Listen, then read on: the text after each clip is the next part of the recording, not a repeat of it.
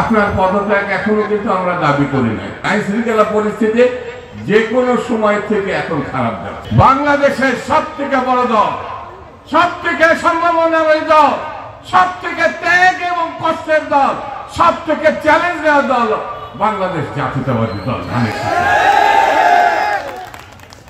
শুধু বাংলাদেশ না, সারা বিশ্ব জানে আল্লাহ যেটা অনুমোদন করেছে, নির্বাচন হলে বিএনপি ক্ষমতায় আসবে।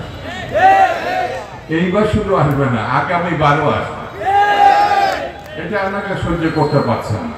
বাইরে আশেপাশে ঘোরাঘুরি করে গেলাম, বিএনপি ছাড়া বিকল্প দল নাই। ছিল যেটা এমন দৌড় দিয়েছে বর্ডারে পার করার পারে। হাসিনা ভাই এর বিরুদ্ধে বলতে অনেকদিন বলতে তার ভালো লাগে। তার বাপ চোর, তার ভাই চোর, তার 2 বোন চোর, তার ছেলে চোর, তার মেয়ে চোর। একটা মানুষ খুঁজে পাবেন না এই শেখ পরিবারে ভালো হিসাবে চিনি। বলেন যদি থাকে এর নাম বলেন। শেখ রেহানা ভালো মানুষ? ভালো ভালো, এটা তো আরো বেশি বদমাইশ।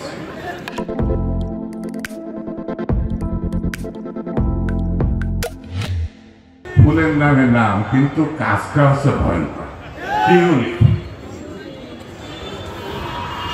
বক্তৃতা করতে ইচ্ছা করে না।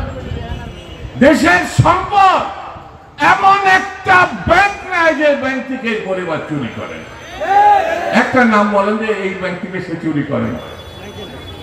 ফাঁকা করে ফেলেছে।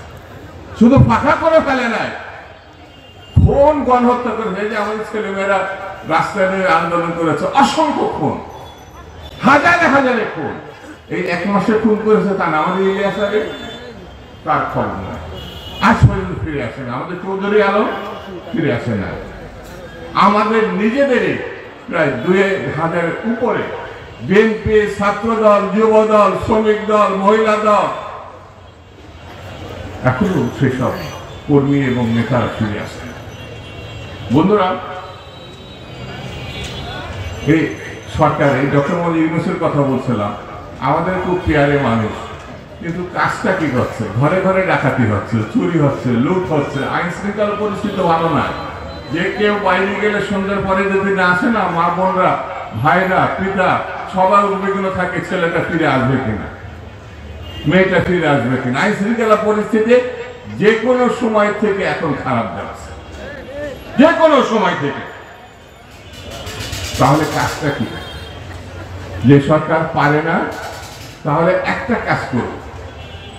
সে কাজটা হচ্ছে একটা ভালো নির্বাচন করুন। 17 বছর 16 বছর যেটা হয় না, একটা ভালো নির্বাচন করুন।